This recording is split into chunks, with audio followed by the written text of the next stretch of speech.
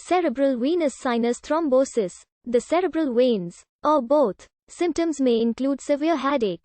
Visual symptoms, any of the symptoms of stroke such as weakness of the face and limbs on one side of the body.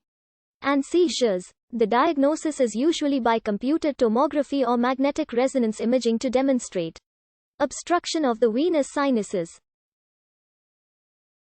After confirmation of the diagnosis, investigations may be performed to determine the underlying cause, especially if one is not readily apparent. Treatment is typically with anticoagulants such as low molecular weight heparin.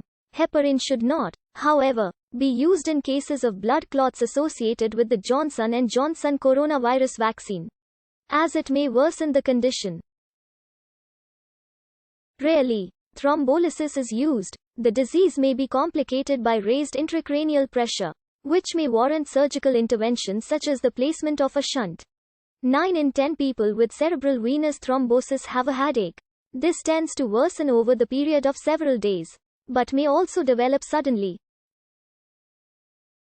The headache may be the only symptom. Many have symptoms of stroke, inability to move one or more limbs, weakness on one side of the face or difficulty speaking. This does not necessarily affect one side of the body as in the more common, arterial, stroke. 40% of people have seizures, although it is more common in women who develop sinus thrombosis peripartum. In the elderly, many of the aforementioned symptoms may not occur. Common symptoms in the elderly with this condition are otherwise unexplained changes in mental status and a depressed level of consciousness. The pressure around the brain may rise, causing papilledema which may be experienced as visual obscurations. In severely raised intracranial pressure, the level of consciousness is decreased. The blood pressure rises, the heart rate falls and there is abnormal posturing. Cerebral venous sinus thrombosis is more common in particular situations. 85% of people have at least one of these risk factors.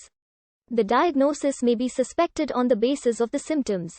For example, the combination of headache, signs of raised intracranial pressure and focal neurological abnormalities, or when alternative causes of headache and neurological abnormalities, such as a subarachnoid hemorrhage, have been excluded. There are various neuroimaging investigations that may detect cerebral sinus thrombosis.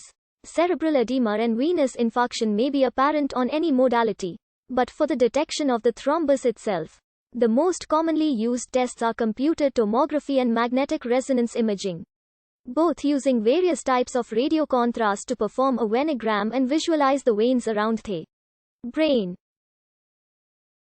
Computed tomography, with radiocontrast in the venous phase, and a specificity of 81 to 100%. In the first 2 weeks, the empty delta sign may be observed. Magnetic resonance venography employs the same principles, but uses MRI as a scanning modality. MRI has the advantage of being better at detecting damage to the brain itself as a result of the increased pressure on the obstructed veins, but it is not readily available in many hospitals and the interpretation may be difficult. Cerebral angiography may demonstrate smaller clots than CT or MRI, and obstructed veins may give the corkscrew appearance. This, however, requires puncture of the femoral artery with a sheath and advancing a thin tube through the blood vessels to the brain where radiocontrast is injected before X-ray images are obtained. It is therefore only performed if all other tests give unclear results or when other treatments may be administered during the same procedure. There is an association between the D-dimer blood test and cerebral venous sinus thrombosis. This association, however, is not strong enough to rule out the diagnosis alone. In most cases, the direct cause for the cerebral sinus thrombosis is not readily apparent. Identifying a source of infection is crucial. It is common practice to screen for various forms of thrombophilia. The veins of the brain, both the superficial veins and the deep venous system, empty into the dural venous sinuses, which carry blood back to the jugular vein and thence to the heart. In cerebral venous thrombosis, blood clots usually form both in the veins of the brain and the venous sinuses. The thrombosis of the veins themselves causes venous infarction. The condition does not typically lead to hydrocephalus. However, because there is no difference in pressure between various parts of the brain, Any blood clot forms due to an imbalance between coagulation and fibrinolysis. The three major mechanisms for such an imbalance are enumerated in Virchow's triad: alterations in normal blood flow, injury to the blood vessel wall, and alterations in the constitution of blood. Most cases of cerebral venous sinus thrombosis are due to hypercoagulability.